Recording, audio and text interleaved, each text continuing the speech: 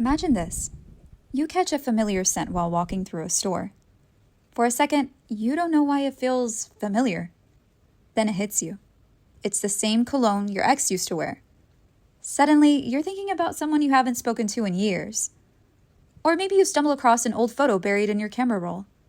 A version of yourself you barely recognize smiles back at you. For a moment, you find yourself missing that chapter of your life. Or a period of your life that, if you're being quite honest with yourself, wasn't actually that great. You were stressed, lonely, uncertain, or unhappy. And yet somehow you still miss it. Why? Why do we sometimes long for a past that wasn't even making us happy when we were living it? The answer has a lot to do with how your brain edits memories. And once you understand it, nostalgia becomes a lot less powerful. Let's talk about it.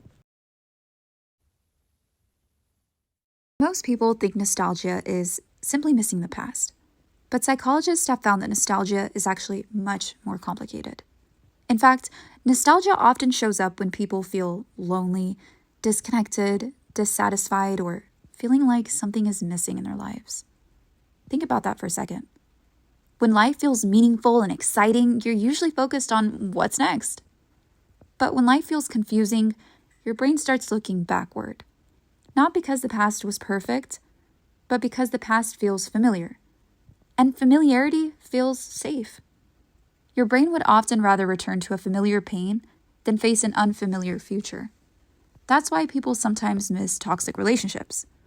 Not because they were happy, but because they knew what to expect. The unknown can feel scarier than the known, even when the known was hurting us. Here's something fascinating. Researchers have found that memory isn't a recording. It's a reconstruction. Every single time you remember something, your brain rebuilds the memory, which means your memories aren't stored like videos. They're more like stories that get rewritten. And over time, your brain tends to smooth out the rough edges. The boring days disappear, the stress fades, the arguments become less intense. The happy moments survive. Psychologists sometimes call this Rosy retrospection. It's the reason why old relationships seem much more magical years later. It's the reason childhood feels simpler than it actually was. Your brain is editing.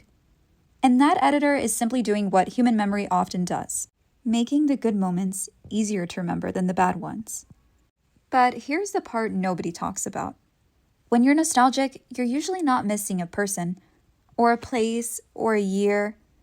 You're missing a feeling. Maybe you miss feeling hopeful. Maybe you miss feeling excited about life.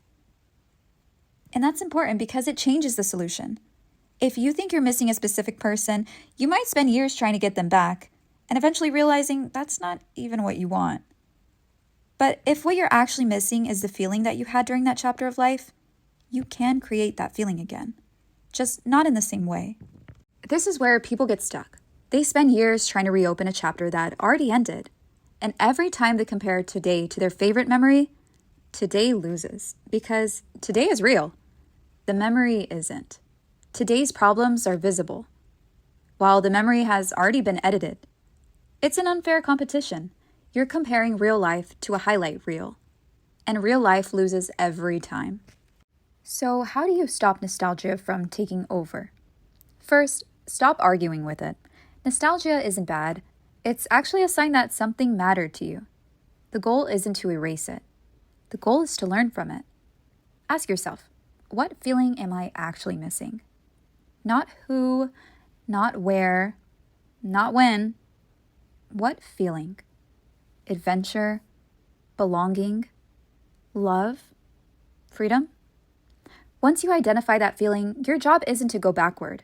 Your job is to build more of it now. Because the truth is, the version of you that created those memories still exists. You haven't lost that person.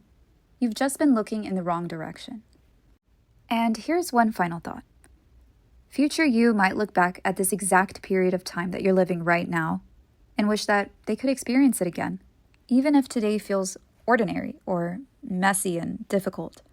That's the strange thing about nostalgia. It convinces us that meaning only exists behind us, when in reality, we're creating future memories every single day. So maybe the goal isn't to spend less time looking back and trying to run away from feeling nostalgic, but maybe it's to spend more time creating something worth remembering.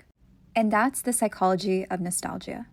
If you want to decode the hidden forces that shape who we are and why we do what we do, make sure to like the video and subscribe to Behind Behavior. Thank you for watching, and I'll see you guys in the next video.